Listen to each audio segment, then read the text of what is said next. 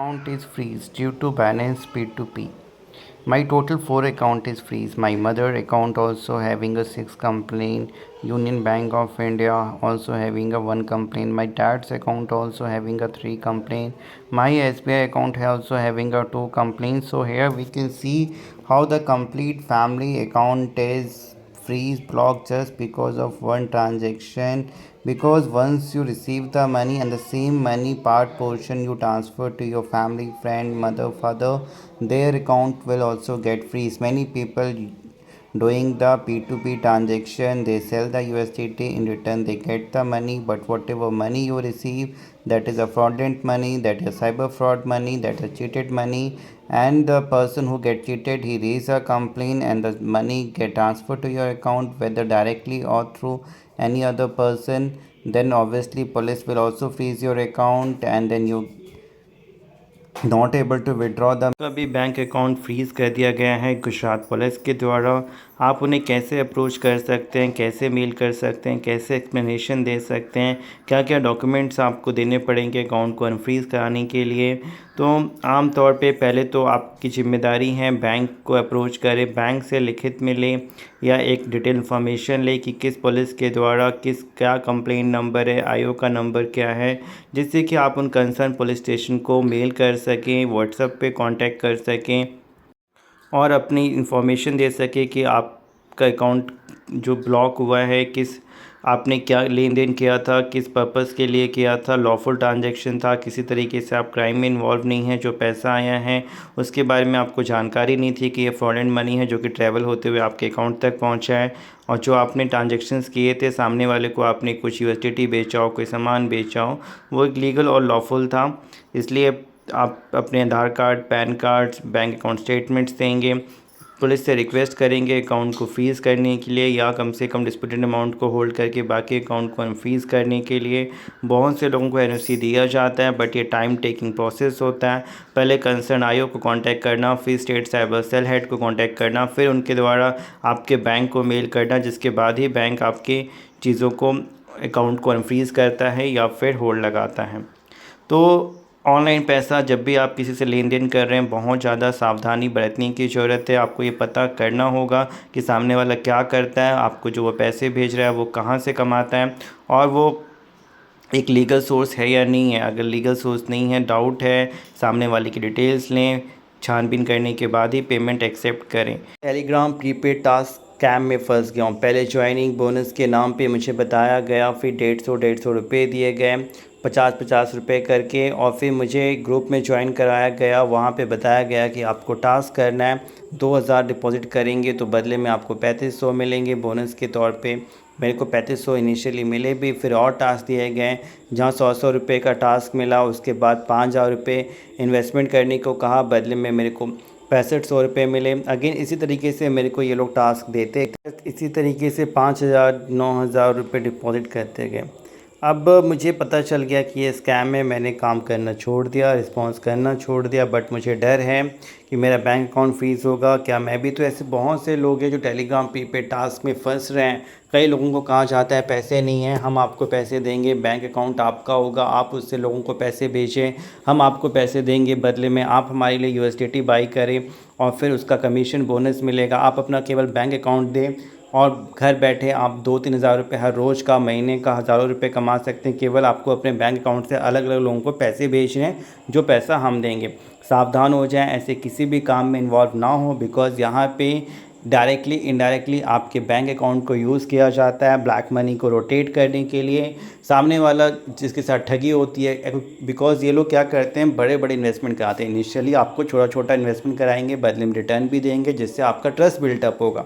लेकिन आप जब उसी विश्वास के साथ एक बड़ा इन्वेस्टमेंट कर बैठेंगे तो फिर आपका पैसा ना मिलेगा और फिर रिटर्निंग उल्टा आपका अपना पैसा लेने के लिए कहा जाएगा कि इतना इतना और इन्वेस्ट करें, और इस तरीके से लाखों रुपए लोगों के साथ ठगे जा रहे हैं। जैसे काफ़ी लोग कंप्लेन कर रहे हैं साइबर क्राइम की वेबसाइट पे, लोगों के अकाउंट फ्रीज़ हो रहे हैं, पुलिस के नोटिस आ रहे हैं, कोर्ट के नोटिस आ रहे हैं, लोगों का अपना पैसा भी फंस रहा है। समझ में नहीं आ रहा है कि आप कैसे बैंक को अनफ्रीज़ कराएं, कैसे इससे बचें। तो सावधानी सबसे ज़रूरी है, जानकारी ही बचाव है। वीडियो को जितना हो सके शेयर करें, बिकॉज़ बहुत से आप भी ऑनलाइन गेमिंग खेलते हैं क्या? आप भी उनसे पैसे विड्रॉ करते हैं? कलर प्रिडिक्शन, लूडो, अलग अलग गैम्बलिंग गेमिंग ऐप्स जो कि आपको कहते हैं कि आप बस यहाँ प्रिडिक्शन करें और बदले में अपने पैसे को डबल करें, तो सावधान हो जाएं। जो पैसा आप विड्रॉ कर रहे हैं वो फ्रॉड का पैसा है। अकाउंट आपका फ्रीज़ होगा, पुलिस के चक्कर काटने पड़ेंगे। मेरा अकाउंट ब्लॉक हो गया है। एक बंदे ने कलर ट्रेडिंग में जो भी मतलब मेरे अकाउंट को अटैच किया हुआ था वो उसी से विड्रॉ करता था मेरे बैंक अकाउंट से, जिसके बाद मेरा अकाउंट ब्लॉक हो गया। जब मैं बैंक में गया तो बताया गया कि अहमदाबाद साइबर सेल के द्वारा ब्लॉक हुआ है। उन्होंने मेरे से मेरे केवाईसी डॉक्यूमेंट्स फिर से दोबारा लिए और कहा कि हम साइबर सेल को मेल कर देंगे। बट अब देखो, आम तौर पे जब भी आपका बैंक अकाउंट फ्रीज़ होगा, बैंक वाले आपसे आपका अपडेट केवाईसी डॉक्यूमेंट मांगेंगे, जिससे कि वो चीज़ें साइबर सेल को भेज दें।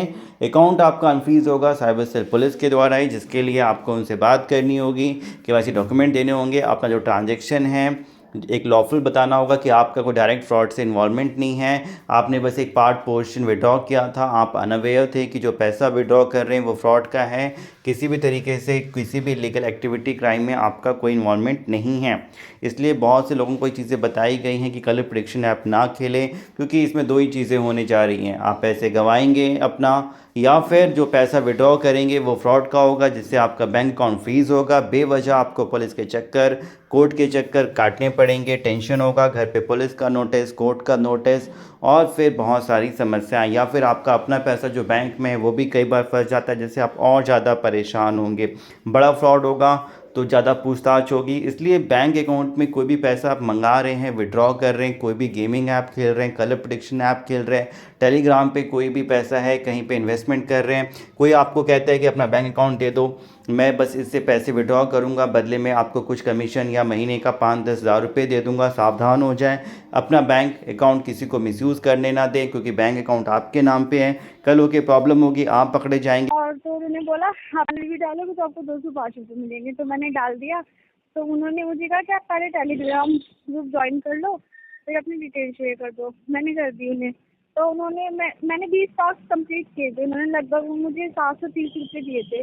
तो फिर जब मैंने आपकी रात मतलब नॉर्मल अपनी फ्रेंड से डिस्कस किया, तो फिर उन्होंने मुझे थोड़ा बताया, फिर मैंने वीडियो देखी आपकी, तो मुझे सब पता चला। अच्छा, इसे तो मेरे उन्होंने फ़ोन वगैरह हैक तो नहीं कर लिया होगा और मेरे अकाउंट, मुझे इस बारे में बहुत डर लग रहा है। मुझे नहीं पता था ये सब भी होता है।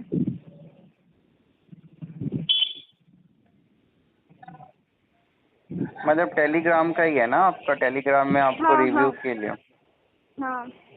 देखो, इसमें ना आपका मतलब अकाउंट तो हैक नहीं होता है। बैंक अकाउंट डिटेल्स जो आप देते हो या जो पैसा आपके अकाउंट में आता है वो फ्रॉड का पैसा होता है, जिससे कि अकाउंट फ्रीज होने के चांसेस होते हैं। ओके। वो तो वैसे मैं साइबर क्राइम में आज रिपोर्ट ही करने वाली हूँ इस केस के लिए, क्योंकि मुझे तो इस बारे में पता ही नहीं था। एंड आप सेकंड एक थिंग ये है, मैंने उनसे बात भी कर ली साइबर क्राइम वालों से। उन्होंने कहा है कि आप अब रिपोर्ट कर दो। आप एक रिपोर्ट कर दीजिए कि मेरे को ऐसे ऐसे मतलब जॉब का बोल के फ्रॉड किया है मेरे साथ, और मेरे को भी कुछ पैसे भी इन्होंने दिए हैं जो मेरे को लगता है कि फ्रॉड के ही पैसे हैं। तो मतलब इसलिए इन पे एक्शन लिया जाए। जो भी आपको मतलब नंबर से मैसेजेस आए हैं, टेलीग्राम जो भी ग्रुप है उसका लिंक या नंबर आप उनको शेयर कर दें कंप्लेन में। ठीक है, वो सारी चीज़ें तो मेरे पास है, स्क्रीनशॉट मैंने ले लिया था। My account get blocked 6 months back and my SIM was also blocked 7 days back. What is the issue? Please help me out. I have not done any transaction that is in lakhs. People account are getting freeze by the cyber police and their SIM card even getting blocked by the cyber police. So in that situation you have to understand that your bank or your Airtel company or Vodafone Jio company actually receive a cybercrime police notice, and under that only they freeze your account or block your SIM. So first thing, you have to get the information from the bank that by which cyber police your account is freeze and due to which reason. Many people receive the money. Sometimes they are receiving the money from betting app, gaming app, P2P, cryptocurrency, telegram task, prepaid, knowingly, unknowingly, fortunately, unfortunately.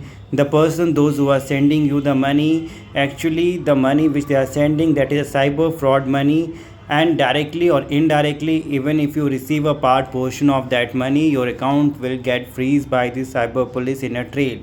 So in that situation, what you have to do, how you can unfreeze your account, how you can prevent yourself from any sort of arrest, legal action, court, police station, what are the reply you have to give, how you can approach to the police, whether through mail or directly visiting a police station.